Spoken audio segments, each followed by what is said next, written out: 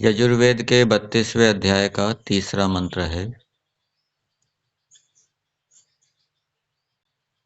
न तस्य प्रतिमा अस्ति यस्य नाम महद यशः। ये जो मंत्र है ये मूर्ति पूजा के निषेध में, खंडन में प्रमाण के रूप में दिया जाता है। और यहाँ पर महर्षि दयानंद जी ने अपने यजुर्वेद भाष्य में प्रतिमा शब्द के अनेक अर्थ किए हैं। प्रतिमा शब्द माँ धातु से बना है और माँ धातु के अनेक अर्थ होते हैं। इस कारण से प्रतिमा शब्द के अनेक अर्थ हो जाएंगे। जैसे सदृश,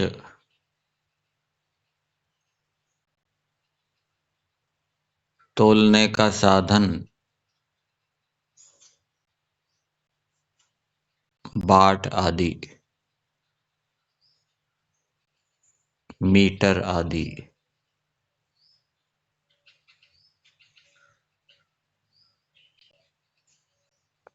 प्रतिबिंब, आकृति।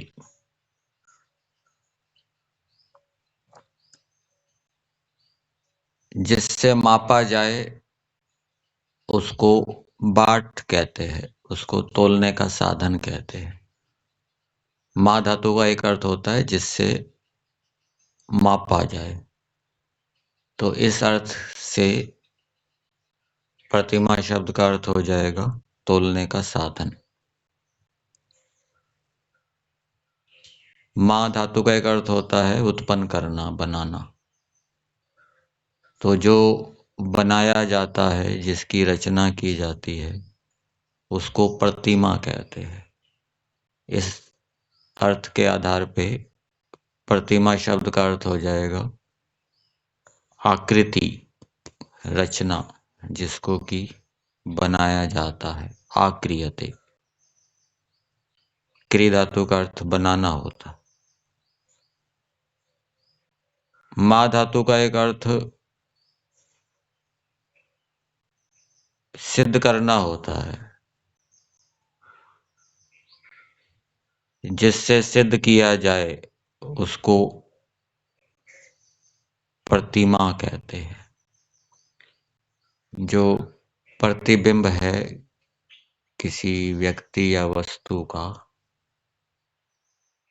वो एक प्रकार से उपमान प्रमाण होता है उस व्यक्ति या वस्तु का। और उस उपमान प्रमाण से जब हम उस व्यक्ति या वस्तु को ढूंढते हैं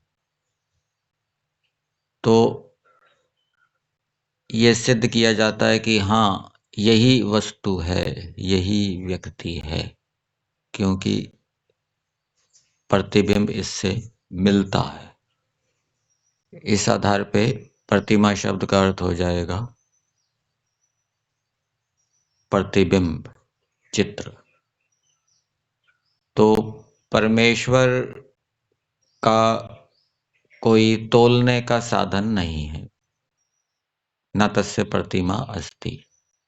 परमेश्वर को हम किसी साधन से तोल नहीं सकते, माप नहीं सकते कि इतनी ऊंचाई है, इतना भार है आदि। परमेश्वर की कोई आकृति नहीं है। परमेश्वर की कोई आकृति नहीं है, अर्थात परमेश्वर बनाया नहीं गया, किसी के द्वारा बनाया नहीं गया। जो बनाया जाता है उसकी आकृति होती है। परमेश्वर तो सनातन है, सदा से है, न उत्पन्न हुआ न नष्ट हुआ। कोई परमेश्वर को उत्पन्न नहीं करता, बनाता नहीं है। और परमेश्वर का कोई चित्र नहीं है, प्रतिबिंब नहीं है।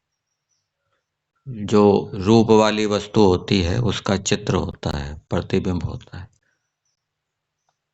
परमेश्वर का कोई रूप नहीं है।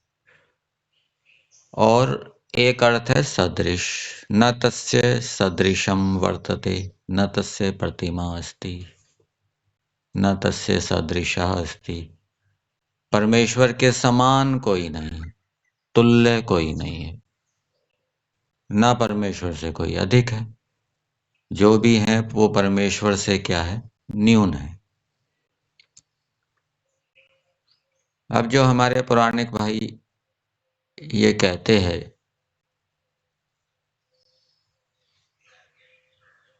कि न तस्य प्रतिमा अस्ति, यहाँ तो हम प्रतिमा शब्द का अर्थ सदृश करते हैं,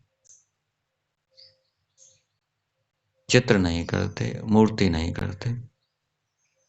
इसलिए हमारी बात का खंडन नहीं होता कि परमेश्वर के सदृश कोई नहीं है। इसलिए मूर्ति पूजा का खंडन नहीं होता इस मंत्र से।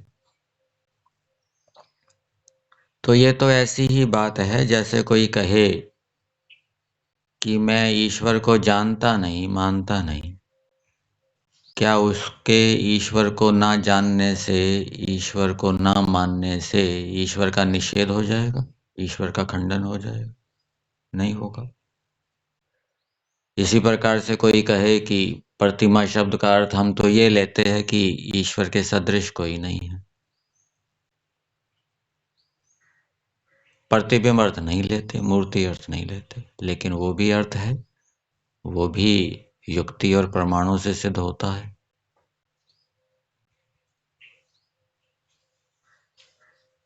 इसलिए उसका खंडन नहीं हो सकता। तो ये जो मंत्र है ये मूर्ति पूजा का खंडन करता है। ऋषियों ने इसके अनेक अर्थ किए हैं। प्रतिमा शब्द के, एक शब्द के अनेक अर्थ भी होते हैं, और वो अर्थ यदि युक्ति से, प्रमाण से सिद्ध होते हैं तो उनको स्वीकार करना चाहिए। और अनेक वस्तुओं का, अनेक अर्थों का एक शब्द भी होता है। तो ये शब्द प्रतिमा अनेक अर्थों वाला है। तो इस भाषा विज्ञान को जानना चाहिए, उसको स्वीकार करना चाहिए। यहीं तक।